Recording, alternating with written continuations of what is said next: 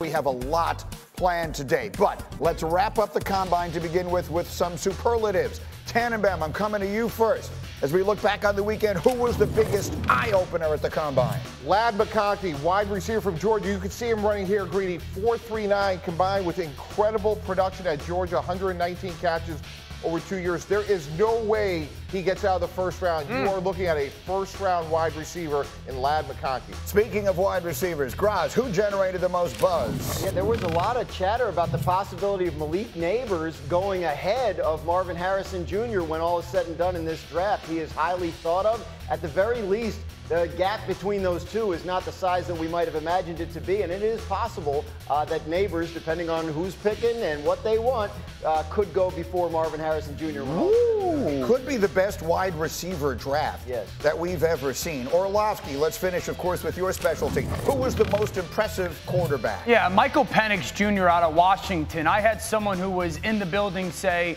the ball just comes off of his hand different than everybody else. Now, I know the top three quarterbacks, at least that we expect to go in the draft, did not throw, but the ball just jumps out of Michael Penix Jr.'s hands. And the fact that his medicals were really positive as well, I think coming off of the 2 seasons that he had at Washington and the performance on the field and then what he did at the Combine, he's got a chance to creep back into that first-round conversation. Yeah, most of the mocks that we're seeing right now don't have him there, but it would not be a surprise if he winds up there. Most of them have 5 quarterbacks in round 1. He might make a 6th. We will see if that winds up happening. In the meantime, a lot of teams in the NFL are weighing the possibilities of drafting J.J. McCarthy, Bo Nix, Michael Penix Jr., or trading for Justin Fields. Now, that's a name that has been out there a lot this offseason, but Adam Schefter reiterating something that you said here with us on Friday on Get Up, that right now the trade value on Justin Fields is not what we expected. I don't think the market is quite as robust as the Bears and Justin Fields would like it to be. There's been a lot of speculation on Atlanta. I think Atlanta would be something of a surprise right now to trade for Justin Fields. There's been some conversation about the Pittsburgh Steelers. Maybe something could be figured out there. The Las Vegas Raiders might have some interest, but there's not this huge number of teams lined up to trade for Justin Fields as the Bears look to find a home for him before free agency begins in about 10 days. Yeah, I mean, 10 days is the point. A week from Wednesday. The legal tampering, my favorite expression in sports, begins a week from today. Right, the new league year is a week from Wednesday, and you actually used that exact word, robust, on Friday to describe what the market isn't for the Bears and Justin Fields. What gives here? Well, I think Adam mentions it. The 2 teams that we went into the Combine thinking were the favorites, Atlanta and Pittsburgh, don't seem to have the level of interest that we anticipated that they might. So who does? He mentioned the Raiders. Now, the Raiders just hired Luke Getsy, who was Justin Fields' offensive coordinator in Chicago the last couple of years. There would be some continuity there. I guess you could argue that could be a good thing. Maybe it's a bad thing if they didn't necessarily connect. So the market starts to thin out a little bit, and you wonder, is someone going to make a Justin Fields trade and bring him in as their unquestioned starter, or do we need to expand this list to include places where he might not be that, where he might either be a backup or in a competition for at least the first year that he's there. So the Bears want to trade him. I believe they will trade him, assuming they're going to stay and pick Caleb Williams at number 1, which I think we all believe is the case. But it may not be the kind of return they were initially hoping for. So you're my general manager here. The offices of Greenberg and Tannenbaum are now officially open. You're the general manager as you were here. If the market isn't what you expected it to be, does it behoove you to wait until some other market force comes into play, someone doesn't get who they want, someone gets injured, et cetera? Or does it behoove you to cut your losses and move now? We got to move right now, because when Caleb Williams walks through the door, the last thing you want if you're Matt Eberflus and the Chicago Bears is, hey, Justin Fields looked better in 7-on-7 today, and who's going to get what rep? That's not fair to either quarterback. And Greeny, you're making a great point. I look at this next group of teams like Minnesota, assuming they lose Kirk Cousins, Denver, Raiders, Saints, even a team like Seattle, I would think they would have some interest at some point in Justin Fields.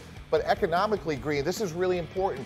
You look at a team like the Pittsburgh Steelers, they're saying, hey, we could go pay Kenny Pickett about $4.5 million for 2 years, or with Justin Fields assuming the 5th-year option, $28 million. So now money becomes part of this discussion as well. Greeny, here's part of this conversation. When people were saying Justin Fields first or second round pick, it was like, what?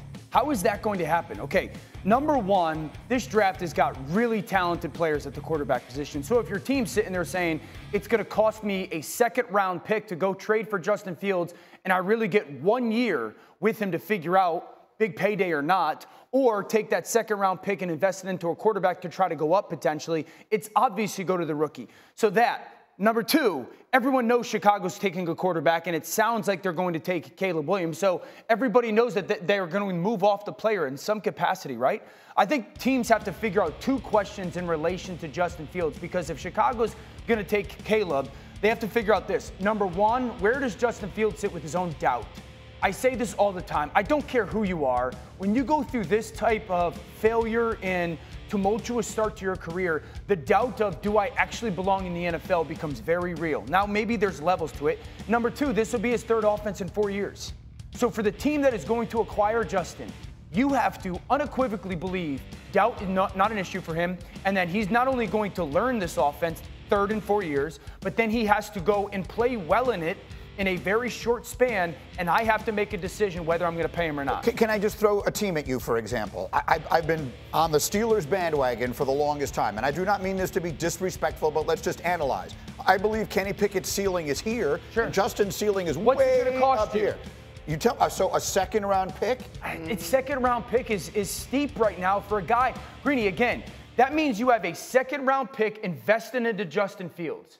And then you still have that first-round pick for Kenny Pickett, who was going into his third year. Yeah. And both of those guys, you have to make a massive decision on for the now and the future. Who gets the reps? Who gets the playing time? You tell me.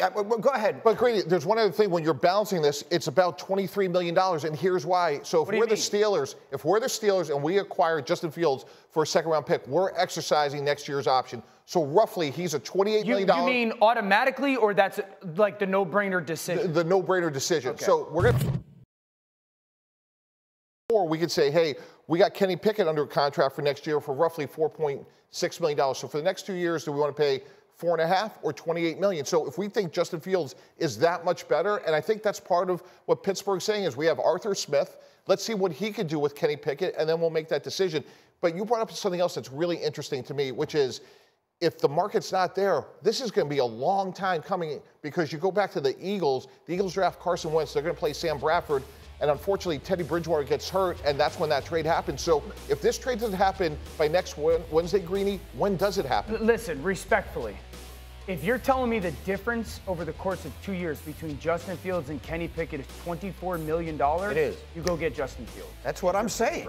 $24 million over 2 years? Yeah. Yeah, you go get Justin Fields. Just because this would be Pittsburgh's offense by far would be the most talented that he's played with. Pittsburgh's offensive line started to run the ball really well. Arthur Smith loves to do that. The perimeter players are by far better than what he's had over the course of his career in Chicago with some of the talent that they have. So if that's the financial difference, that makes it. That sounds like an easy decision for Pittsburgh. Plus the pick. The second-round pick, yes. Graz was our eyes and ears on the ground in Indy all weekend long. The sense I'm getting, I went into this thinking Kirk Cousins is just going to stay in Minnesota. Right. I think I have come out of this week, you correct me if I'm wrong, getting the impression that is anything but a certainty at this point. It's not a certainty. It still could happen. I think Minnesota sort of knows what he wants, and the question is, can they get there in terms of the contract? If they can't, he'll be a free agent, I believe the Atlanta Falcons and other teams will be interested in. So that's my point, is that the Falcons, I think, I'm putting dots together. You tell me. You're a reporter. I'm just sitting here watching all this stuff happen. So if the Falcons are not as interested in Fields right now, in Fields because they think they can get Cousins. Now they wake up next Thursday morning, something has happened, they didn't get Cousins. All of a sudden, Fields might become a much more attractive. This is why this is a I think there's second. So I think Atlanta. I think Atlanta's top choice, if they can get him, is probably Kirk Cousins. And then their second choice would be to look into the draft. They're picking 8th.